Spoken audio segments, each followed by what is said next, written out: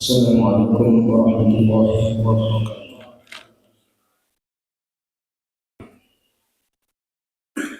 Ya Nabi sallallahu alaihi wasallam.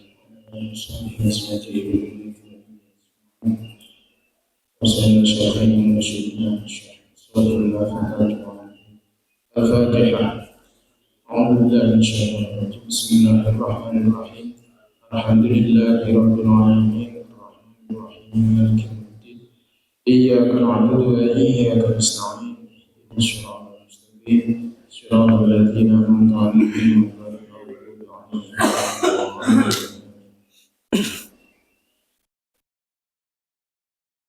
الحمد لله رب العالمين والصلاة والسلام على أشرف الأنبياء والمرسلين سيدنا مولانا محمد وعلى آله وصحبه أجمعين.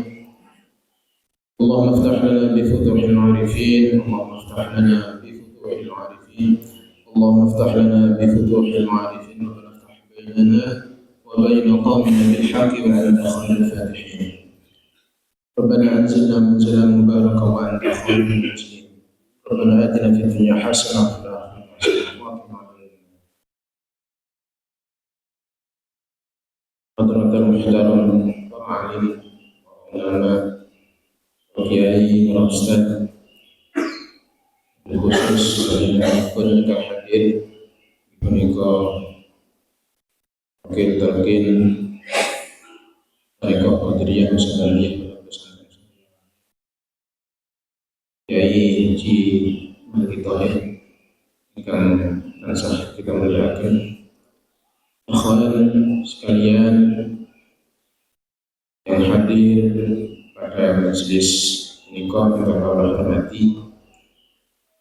Alhamdulillah pada pagi hari ini kita masih diberi kesempatan hadir di majelis ini dalam keadaan sehat walafiat, tidak kurang satu apapun. Mudah-mudahan selalu mendapatkan tambahan rahmat dari Allah Subhanahu. Syekhina wa Syedina Syekh Salawat serta salam semoga selalu terhaturkan kepada junjungan kita Nabi Muhammad sallallahu alaihi wasallam. Mengapunten Kiai kula menawi sulaken kami mulaikan kasih kirang dengan enggang ngirengaken, tapi ini buat masalah sing nama wa tawassul bil haqqi wa tawassul bis sabr. Ikhwan yang dimuliakan Allah, kula panjenengan samenika kita sekarang ini sudah mengikuti sebagai murid, sebagai ikhwan sahabat, di mana beliau yang mengajarkan kita tentang bagaimana bertarekat, tentang bagaimana bertasawuf. Tasawuf niku ada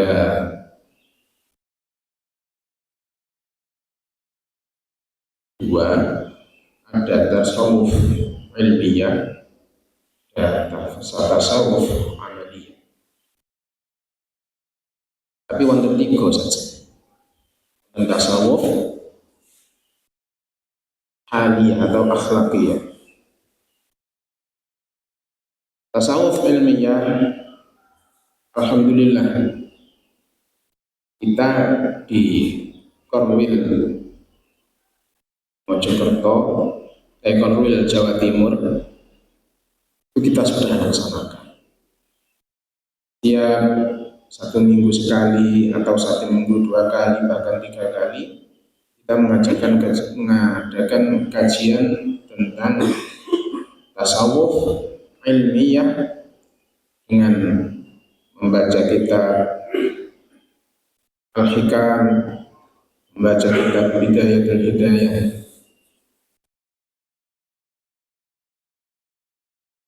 Dan untuk tasawuf amaliyahnya tidak bisa kita bantah lagi.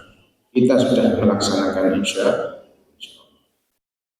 Karena ketika kita sudah berada di thariqah ini, di majelis ini, semua yang diajarkan oleh para sahabat, insya Allah kita laksanakan dengan sebaik-baiknya. Walaupun ngapunten, kula niku ibarat santri niku santri yang paling belit. Di khataman niku mboten nate nderek mriki.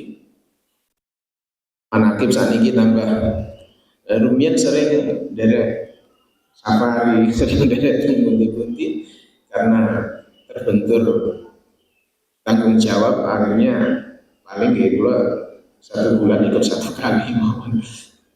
Niku mohon maaf, tapi niku tidak mengurangi rasa khidmat kula dumateng Pondok Pesantren Suria Raya, rasa khidmat kula dumateng panjenenganipun bangsa. Insyaallah mugi-mugi kita sedaya yang hadir dan ikhwan-ikhwan kita yang lain selalu diberi istiqomah gandolan kepada bangsa boten tolah-toleh, tidak menolak ke sana dan tidak menoleh ke sini. Kita tetap istiqomah ikut kepada para sahabat sampai ila yaumil qiyamah. Ikhwan yang berbahagia, ngapunten iki waktune ngantos jam 5. Setengah jam mawon. Ngelu sing ngomong.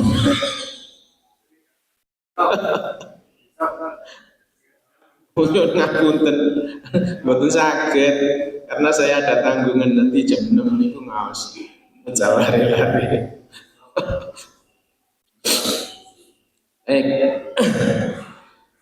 Kita bertasawuf secara ilmiah sudah, kita bertasawuf secara amaliyah ya sudah. Natijahnya, buahnya niku harusnya kita juga bertasawuf di haliyah atau akhlakiyah. Natijah, buah dari kita bertasawuf itu adalah nopo? Yang pertama, hilangnya atau minimal berkurangnya akhlak-akhlak mahmudah, akhlak-akhlak mazmumah. Balik. Berkurangnya atau hilangnya akhlak-akhlak mazmumah. Dan yang kedua adalah hadirnya akhlak-akhlak mahmudah di dalam diri kita masing-masing. Tidak ada baiknya kita mengenal apa itu akhlak-akhlak mazmumah dan apa itu akhlak-akhlak. Kan wonten orang di antara saudara-saudara kita itu yang sudah mengaji tasawuf, sudah belajar tasawuf ilmiah teng pondok sampun beberapa puluh tahun, berpuluhan tahun lah, belasan tahun ngaji. Tapi mereka hanya belajar tentang tasawuf ilmiah, belajar ngaji bidayah, ngaji ihya ulumuddin, ngaji al-hikam dan yang lain. Itu mereka belajar ngaji, tapi tidak melaksanakan amaliyahnya. Ada saudara-saudara kita yang berthariqah atau kita bertasawuf secara amaliyah tapi tidak mengenal tasawuf ilmiah, tidak pernah ngaji al-hikam, tidak pernah ngaji bidayah. Alhamdulillah kan mriki alhamdulillah tasawuf istiqomah. Mungkin sakit menjadi barometer atau percontohan bagi perwakilan-perwakilan yang lain. Korwil Jawa Timur pengajian kajian ini atas percontohan dari korwil-korwil yang lain. Ada yang bertasawuf amaliyah tidak bertasawuf ilmiah, ada yang bertasawuf ilmiah tapi tidak melakukan amaliyah. Nah, ada juga yang tidak bertasawuf sama sekali, ilmiah tidak, amaliyah juga tidak, tapi akhlaknya seperti orang yang sudah bertasawuf. Itu ada. Nah, kita di bagian yang mana?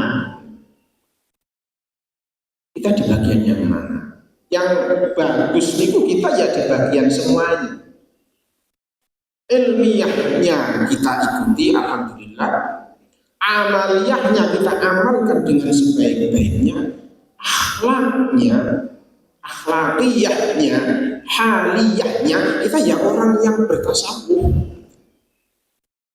Nah, kalau kita mempunyai natijah bertasawuf, ilmiahnya sudah, amaliyahnya sudah, natijahnya akhlakiyah.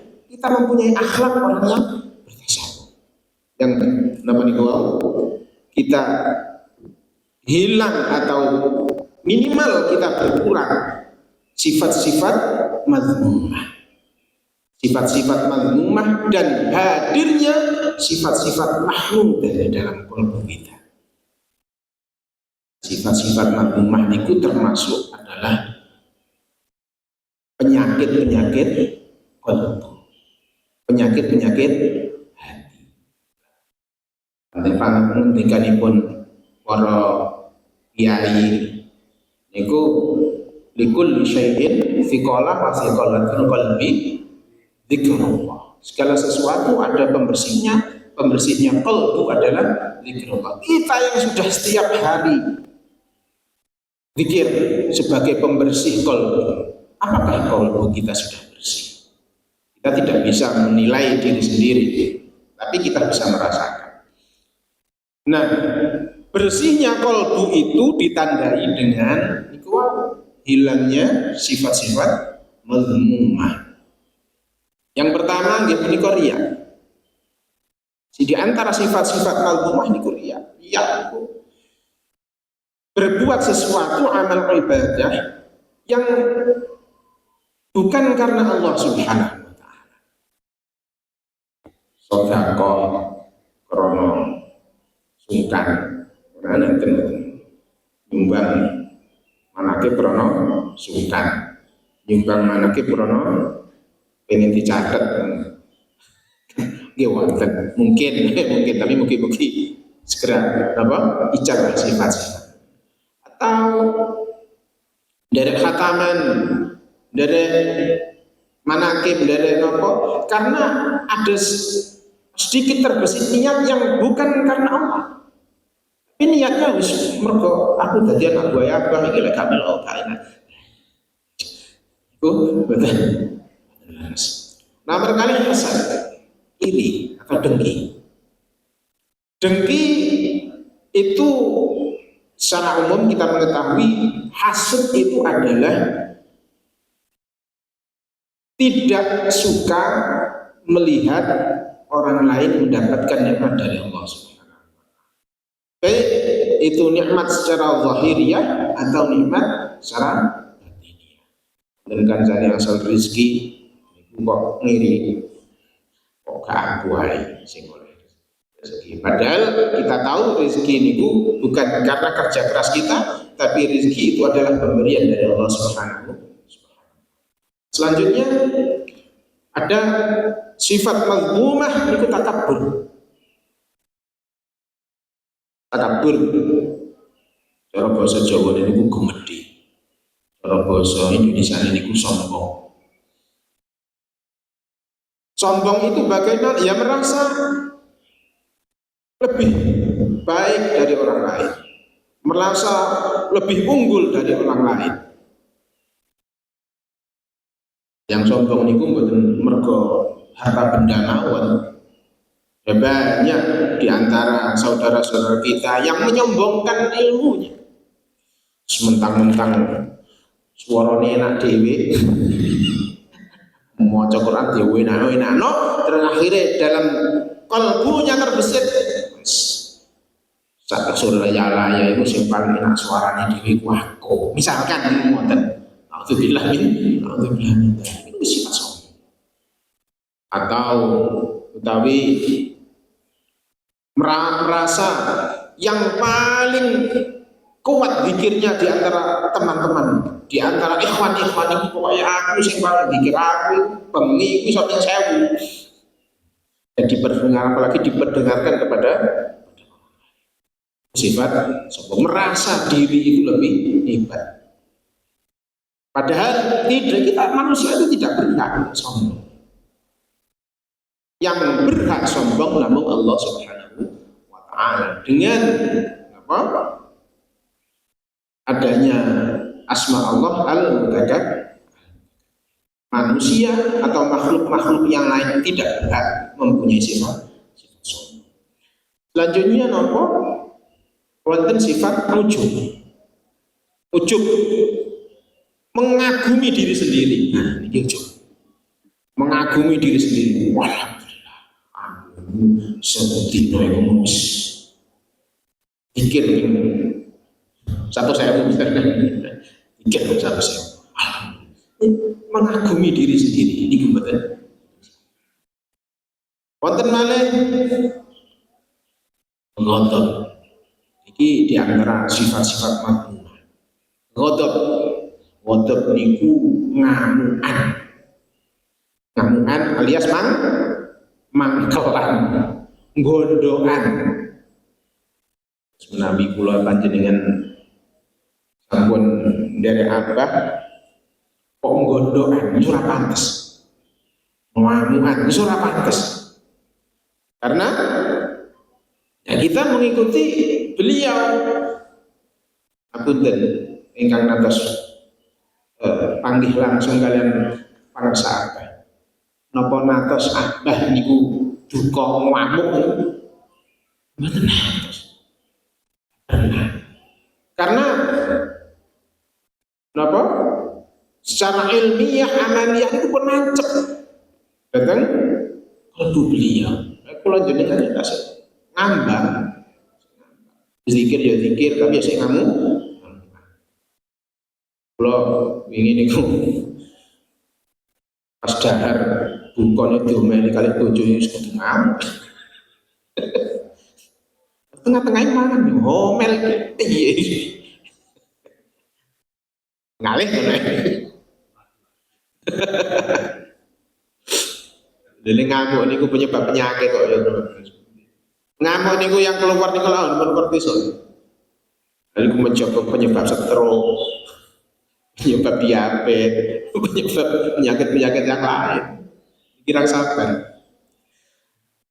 Ngoten. Kanjeng Nabi piyambak kan dawuh, ausini untuk sahabat dengan tanda ausini ya Rasul, la taghdab sampai 3 kali. Woi, ojo ngamukan. Ngoten lho cara Jawa ini. Ojo ngamukan. Dan hadis yang lain yang Rasulullah mengatakan la taghdab walakal jannah. Janganlah kamu selalu marah-marah, maka kamu akan mendapatkan surga dari Allah. Ini di antara sifat Allah. Yang lain, hubbud dunya, senang dunya. Hubbud dunya kanjeng Nabi dawuh, hubbud dunya ra'su kulli khati'ah. Senang dunya niku pangkal dari seluruh keburukan. Senang lho nggih, mboten butuh. Kula jenengan butuh dunya nggih, pasti niku. Tidak mungkin butuh harta benda, mangan gitu butuh duit, beras gitu butuh tumbas, andok iwak gitu butuh harta kan. Tidak mungkin kita meminta-minta. Maka tapi yang tidak boleh niku hubbud dunya, seneng nih dunya, pun seneng niku namanya seneng. Punten. Yang masih muda kan sih. Niku pun nikah apa tidak? Tidak. Di pacar. Sing tahu pacaran nih lho.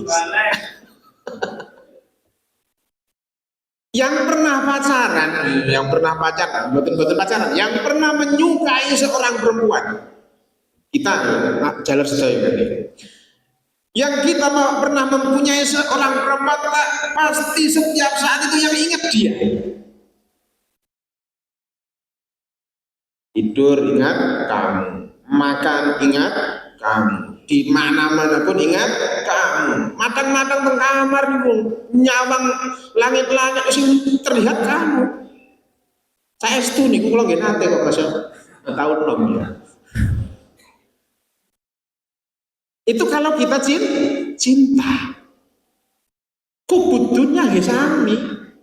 Ketika kita mencintai dunia, mencintai harta benda, segala aktivitas kita itu yang kita pikir itu dunia tok. Ini tukang dodol online. Hanya kita batasi itu hanya sebagai kebutuhan. Jangan kita jadikan, kita masukkan dalam kolbu kita sebagai cintaan kepada alam, kepada harta benda. Hanya sebagai kebutuhan untuk sarana hidup, sangne, urip, ngantos mati. Itu termasuk sifat madmumah. Ada lagi sifat madmumah, gitu menika rakus, serakah. Pokok iki nggonku. Punten, nabi pebisnis nih, pebisnis rebutan tender. Wonten tender ada tiga tender, sing nopo kontraktornya kata misalkan. Itu kalau ragus itu kita ambil sama pokoknya nggonku kabeh, kontone ora didumi. Ini kita termasuk salah satu dari sifat rakus. Jadi pokoknya yang bisa kita ambil semua, bahkan kita rebut punya orang lain. Itulah sifat rakus. Sifat termasuk dari sifat madmumah. Yang terakhir digunakan sifat madmumah adalah bakhil, medit, umet, cetil, mecicil, numpak tai ngelindeng ngumpul jadi. Ngisingnya cambang. Padahal kanjeng Nabi Muhammad Sallallahu Alaihi Wasallam itu sudah bersabda, wal bakhil qaribun minan nar. Bakhil itu mendekatkan kita kepada api neraka. Napa kok ngoten? Nggih, yang bakhil itu mesti ditungakno elek konsumsi. Wah, kongkong gitu, ngoten. Niki kalau kita bisa memaksimalkan tasawuf secara ilmiah, tasawuf secara amali, insya Allah niki berkurang, minimal berkurang. Kalau bisa hilang. Nah, selanjutnya setelah berkurangnya atau hilangnya sifat-sifat madmumah, maka datanglah dalam diri kita, dalam kalbu kita, niku sifat-sifat mahmudah. Di antara sifat-sifat mahmudah, niku pertama suka bertaubat kepada Allah Subhanahu. Jenengan sedikit-sedikit tobat, sedikit-sedikit tobat. Bahasanya misuh tok tobat. Saat ini yang misuh itu kan kayak yang sekejar biasa. Ngembang-ngembang niku cacuk biasa. Dan itu suatu ucapan yang tidak baik. Taubat baik dari kesalahan-kesalahan yang kecil, dosa-dosa yang kecil atau dosa yang besar yang pernah kita lakukan, kita selalu memohon ampun kepada Allah Subhanahu wa Ta'ala. Itulah harapan kita sebenarnya. Kita beramal sebanyak apapun, dikirim berapa ratus ribu mulai awal atas akhir atas menjelang ajal misalkan. Tapi kalau kita tidak mendapatkan ampunan dari Allah Subhanahu wa Ta'ala, berat. Ampunan Allah, maghfirah dari Allah Subhanahu wa Ta'ala itu sangat-sangat mahal. Maka dengan amal yang kita lakukan, dengan ibadah yang kita lakukan, Kita yang harapan kita yang pertama itu maghfirah, ampunan saking Allah Subhanahu wa taala. Kalau bisa kita selalu bertaubat. Kita sudah diajarkan setiap malam mandi taubat, salat taubat. Mungkin kita sudah melaksanakan. Aktif istiqomah. Nomor kali itu khauf. Nomor 3 zuhud, sabar, ikhlas, jujur, tawakal, cinta kepada Allah, ridho qada dan qadar, dan selalu mengingat kematian jika kita ajal menjemput kita menghadap Allah Subhanahu wa taala. Insyaallah itu yang saya sampaikan, yang belum diterangkan insyaallah di lain kesempatan karena waktunya isyraq menggih. Allah mengatakan ingkang saged kawula aturaken mugi-mugi wonten guna mugi manfaatipun wabil khusus dumateng kawula kiyantak umumipun dumateng kita sedaya. Wassalamualaikum warahmatullahi wabarakatuh.